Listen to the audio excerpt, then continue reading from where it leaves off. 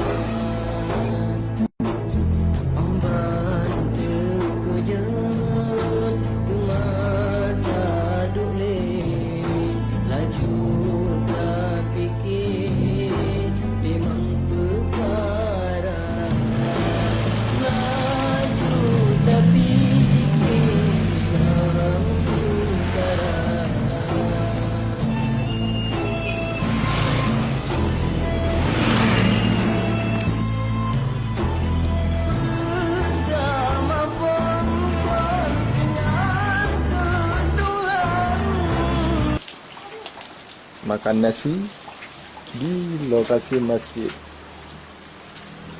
dengan menu utamanya Pak Bang apa? terbaik di Aceh. Sabu-sabu. Ini bahan dasarnya sabu-sabu. Ini dia sabu-sabu Aceh yang paling asli. Kalau yang dijual di pasaran itu sabu-sabu Thailand. Ini bus limang namanya. Ya.